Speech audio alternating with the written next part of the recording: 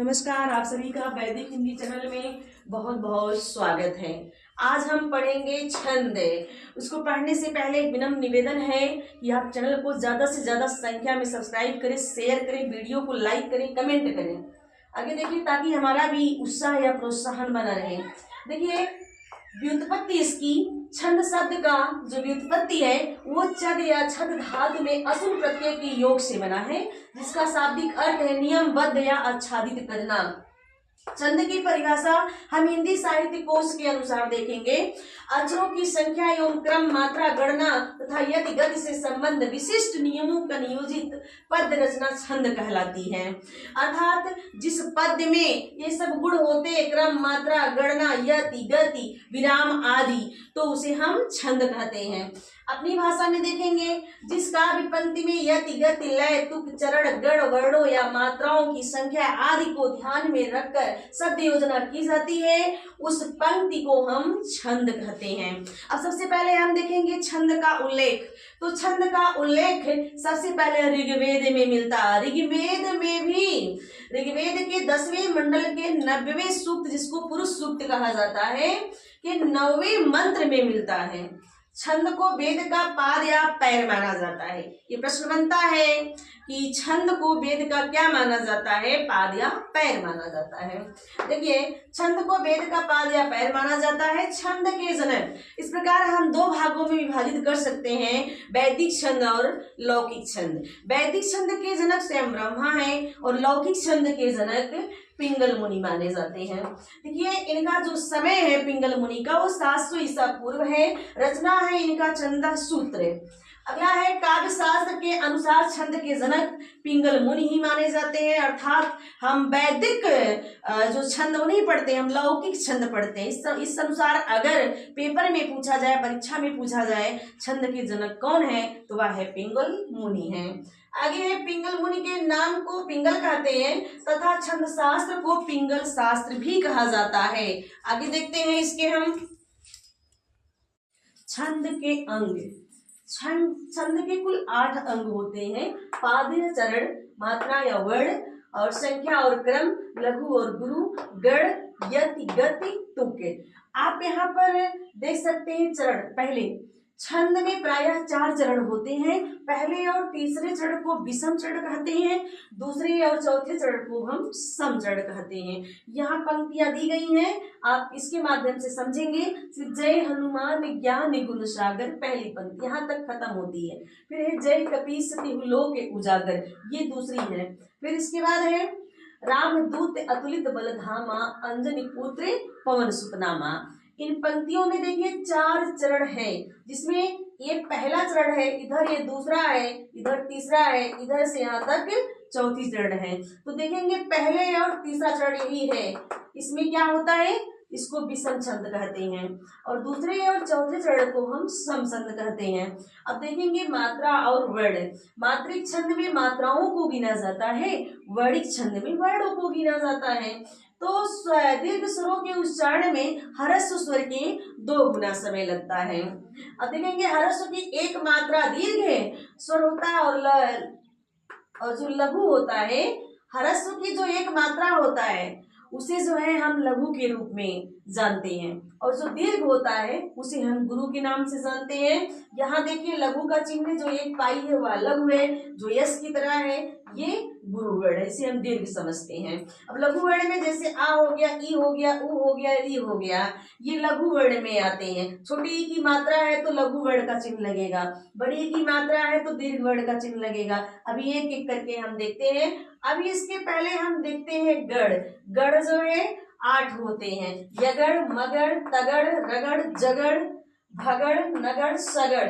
अब इसे आप कहेंगे ये तगड़ मगड़ क्या किया जा रहा है, ये एक सूत्र के माध्यम से निकलता है, जिसका नाम है यामाता राजभान सलगा।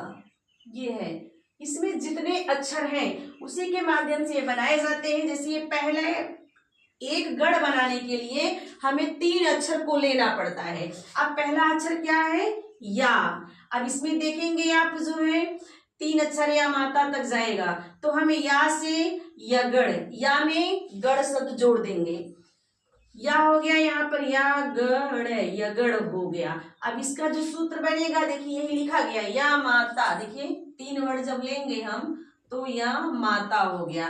फिर से अब हम दूसरा, एक पहले अक्षर को छोड़ देंगे, दूसरा अक्षर लेंगे हम माँ। अब माँ से बना, माँ के आगे हम गढ़ शब्द जोड़ दिए तो क्या हो गया, मगड़ हो गया। अब यहाँ से आप देखेंगे मातारा, माँ तारा, माँ तारा इसका बनेगा। अब इसी समय चिन्ह भी लगाते चलते हैं, देखिए यगड़ या माता बना तो आप देखते हैं या खाली है तो इसको हम लघु के रूप में लिखेंगे। माँ पे आ की मात्रा लगा है तो दीर्घ की गिनती करेंगे हम तो दीर्घ चिन्ह लगाएंगे।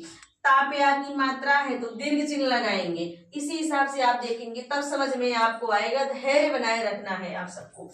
अब देखना है माँ तारा, तो यहाँ पर देख लीजिए 2 मात्रा है अर्थात बड़ा की मात्रा है माँ पर, तो यहाँ ऐसे रहेगा, यहाँ भी गुरु रहेगा, यहाँ भी रहेगा, कैसे बनेगा सूत्र ऐसे यही यहाँ लिखा गया है। इसको हम यहाँ निकाल के आपको दिखा रहे हैं, नहीं तो आप समझ नहीं पाएंगे। इसको बिल्कुल नहीं छंद पढ़ना आता है, छंद के बारे में जानकारी ही नहीं है, वे लोग इस वीडियो को जरूर देखें। अब इसके बाद माँ तक हम पहुंच गए थे, अगला अक्षर है ता।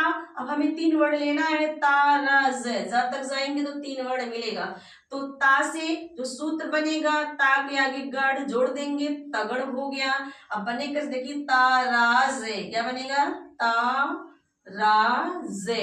अब चिन्ह कैसे लगाएंगे हम, इस पे हम दीर्घ का चिन्ह लगाएंगे और इस पे भी दीर्घ का लगाएंगे। ये जा अकेला असाउंड है इसलिए यहाँ लघु का चिन्ह लगाएंगे। लघु को हम पाई से जानते हैं और दीर्घ को यस के जैसे जो चिन्ह है। तो हम अब तक पहुंचे थे ता से, अब हम इधर जाएंगे रा पर। अब रा को हम लिखेंगे यहाँ, रा के आगे गढ़ जोड़ देंगे तब ये हो जाएगा रगड़। लेकिन बनेगा कैसे देखिए, राजभा, राजभा क्यों बन रहा, देखिए राजभा 3 वर्ड लेते जाएंगे हम, राजभा हो गया। अब इसका चिन्ह हम देखेंगे, पहले यहाँ पर दीर्घ है, फिर बाद में लघु है, फिर यहाँ पर दीर्घ है। अब इसके बाद आप देखते हैं रा तक हम पहुंचे थे, अब हम जा से 3 अक्षर ले जाएंगे तो यहाँ पर हो जाएगा जा, सूत्र बनेगा, जा के आगे गढ़ जोड़ दीजिए, जगड़ बनेगा। अब यहाँ से देख लीजिए, मिला लीजिए, जा भाने, सूत्र क्या है, जा भाने। अब इसको हम चिन्ह कैसे लगाएंगे, जा का लघु से, भा का दीर्घ से, ये लघु से हो गया। अगला अब जब हम जा तक पहुंचे थे, अब अगला आएगा भा से, भान से, तब यहाँ पर हम भा लिखेंगे। अब भा के आगे भगड़ हम लिख देंगे। अब बनेगा क्या यहाँ से, भान से, भान से। अब इसका चिन्ह कैसे लगेगा देख सकते हैं, दीर्घ फिर लघु है फिर लघु, इस चिन्हों को आपको याद करना पड़ेगा, निकालना आप जानेंगे तभी आप समझ पाएंगे। जगड़ तगड़ मगड़ सगड़ क्या है रगड़। अब यहाँ हम भा तक पहुंचे थे, अब हम अगला पहुंचेंगे ना तक। अब ना का आप देख सकते हैं, ना स ले, ना स ले। अब इस सगड़ हो नगड़ हो जाएगा जी, ना से नगड़, नगड़ हो जाएगा। अब ये बनेगा कैसे, न स ले,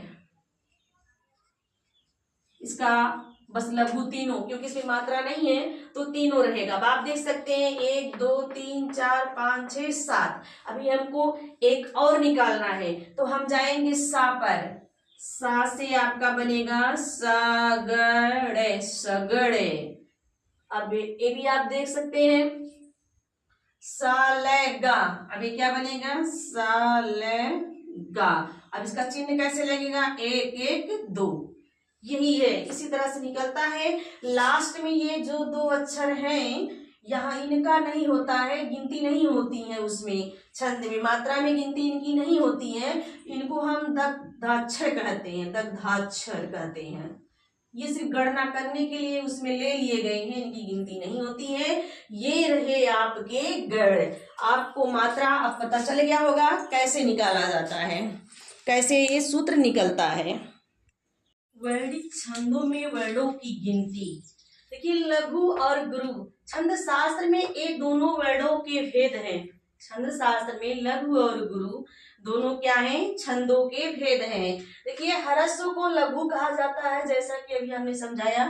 दीर्घ को गुरु को इस चिन्ह के, जिस चिन्ह से हम पहचानते हैं। यहाँ देखिए दिया गया है, ह्रस्व का चिन्ह ये है एक पाई, और दीर्घ अक्षर का चिन्ह ये है यश से, जो हम जानते हैं उसको।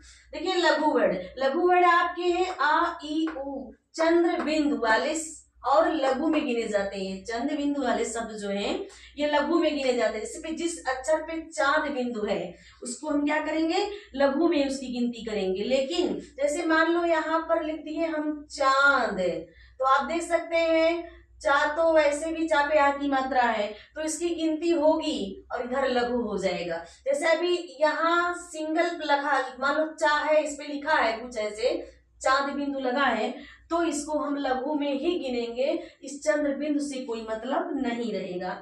अब देखेंगे हम गुरु वर्ण। गुरु वर्ण आ ई उ ए ऐ ओ औ अंग और विसर्ग, जिस पर अंग की बिंदी अर्थात अनुस्वार, जिस पर एक बिंदी रहेगी जिस अक्षर पर, वह जो है दीर्घ गिना जाएगा, गुरु वर्ण में गिना जाएगा। जैसे अब हम लिखे कंगन, यहाँ हम लिखे कंगन, तो इसकी जब हम गिनती करेंगे का, जबकि का जो है अकेले है, आप साउंड है का में एक व्यंजन है, इस पे आप देखें अंक की बिंदी लगी है तो ये गुरु हो जाएगा।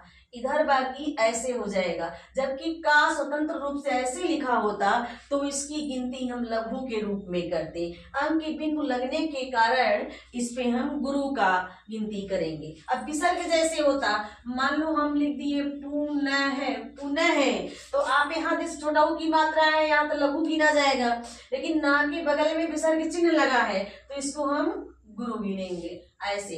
अब कुछ नियम इसके और भी हैं, जैसे देखिए यहाँ पर उज्ज्वल है, कभी भी अर्ध अक्षर से पहले वाला जो वर्ण होता है वह पूरा गिना जाता है अर्थात दीर्घ हो जाता है, लेकिन आधे अक्षर की गिनती नहीं होती है। जैसे यहाँ पर आप देख सकते हैं ये क्या है, उज्ज्वल, क्या है उज्ज्वल, तो आप यहाँ देख सकते हैं आधा वर्ण है, आधा है अर्थात स्वर रहित है। आधा तो ऐसे हम बोलते हैं, ऐसे व्यंजन को, ऐसे अक्षर को हम स्वर रहित बोलते हैं।